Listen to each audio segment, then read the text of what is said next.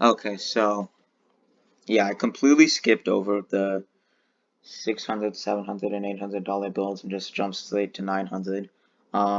Main reason for this was because $500 build, all I had to do was change the GTX 1060 from my $400 build for an RX 580. Um, and yeah, that was pretty much the only change I made. So it wasn't worth making a video over that. And for the $600 and $700 builds, those just were not practical at all.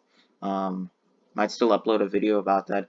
I was trying to do a GTX 1070 combo for that build, and it ended up kind of being a flop, and I went way over my budget.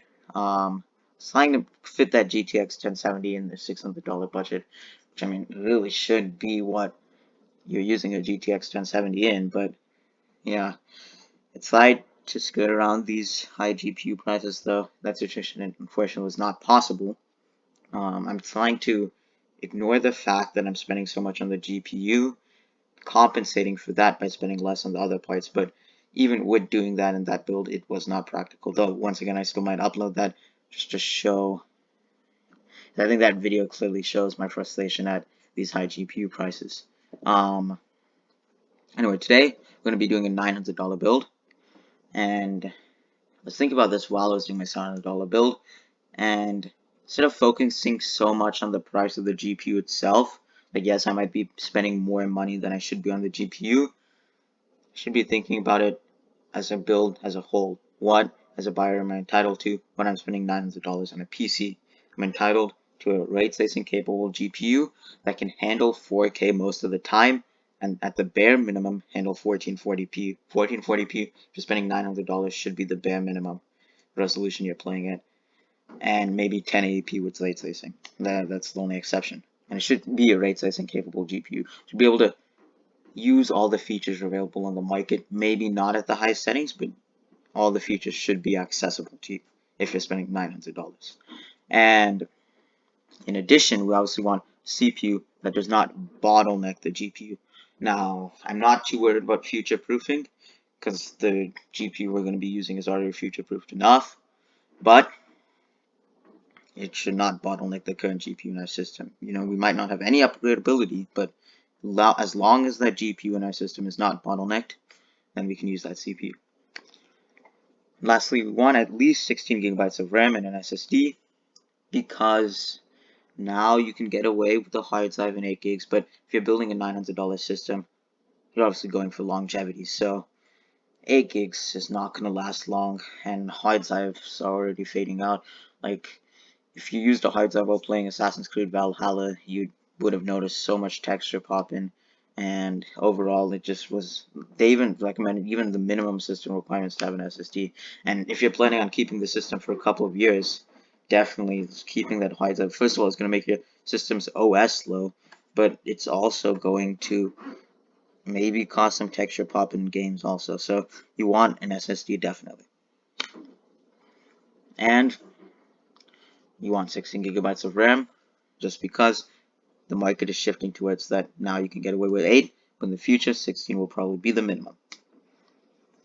That being said, the cheapest ray tracing capable, 4K most of the time capable, and at the bare minimum 1440p capable GPU is the RTX 2060.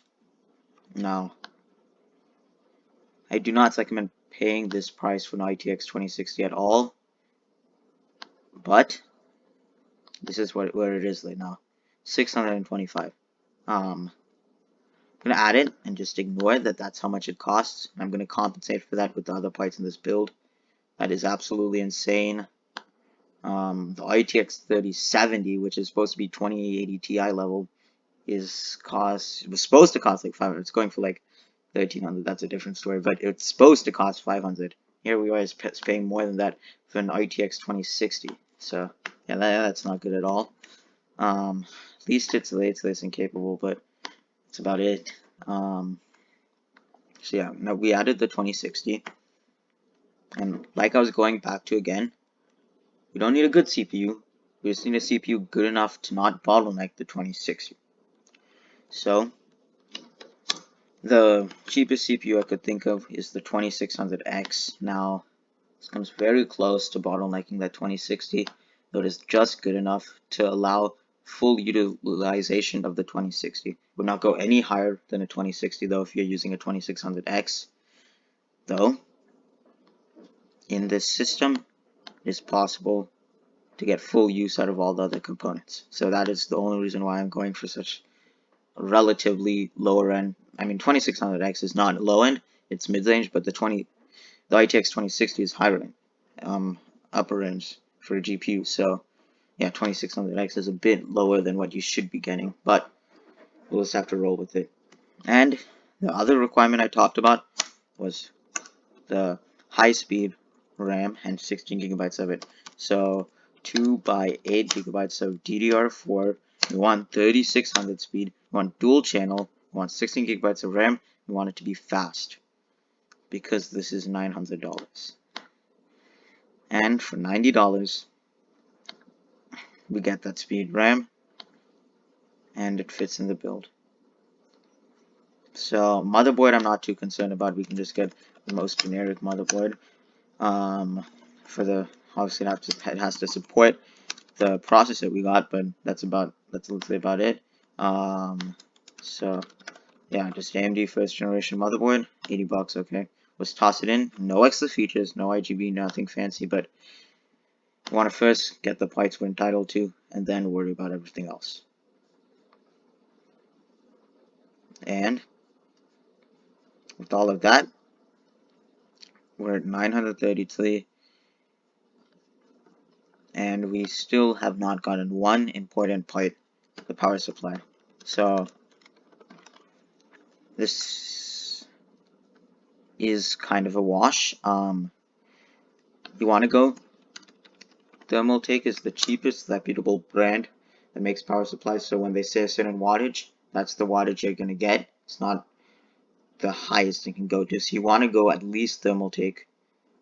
We can cheap out a bit, but it has to be powerful enough to power that RTX 2060. So we need to go at least 500 watts. So, and we don't want to get anything other or more low end than Thermaltake, just because those less reputable brands typically don't have as high quality power supplies, and you never want to cheap out on the power supply in a $900 build. So $35, it's tested, and it's made by Thermaltake, which is a reputable company, and it's 500 watts, and because it's made by Thermaltake, we know that 500 watts is continuous power usage, not the power limit. So this should fit in with the build. Though, once again, not much upgrading headroom. We don't care about upgrading headroom though, we just want enough to power that RTX 3060 in this build. With all of that, we came to $968. So we definitely crossed the $900 threshold by quite a bit. I just wanted to make sure we got everything that we need. The RTX 2060 should not be 625 at all. Like, that is, it should be like 200 is a bit cheap, but it should probably be in the $300 to $350 range, maybe even cheaper. I'm saying the RTX 3070 should be 500. So yeah, definitely would not recommend getting a 2060 for 625. But that's what I was saying. Don't just look at the 2060. Look at the fact that we're getting a 2060 build for $950. Like, if we think that the 2060 should be the price it is. So, for example, if the 2060 was 350, 375, like it should be, then most builds surrounding the 2060 would still probably be around 950 because it probably would have opted for a better motherboard, for more RGB, for maybe even more than 16 gigabytes of RAM, for a faster CPU, so you can get that better upgradability headroom. But it's technically not necessary to power the 2060. The 2060 is the center of a build. All the other parts are built around that 2060. So that is how, even despite the fact that we paid $300 more than we should have for the 2060. It is still similarly priced to other 2060 builds, accounting for a $350 to $375 2060, because those builds spend more on unnecessary components. I mean, I don't want to say unnecessary, but not necessary for the 2060. Like, I see a lot of 2060 builds with like a 3700X, and while, yeah, that it does give you more upgrading headroom, if you're just worried about the 2060 itself, you don't really need that upgrading headroom.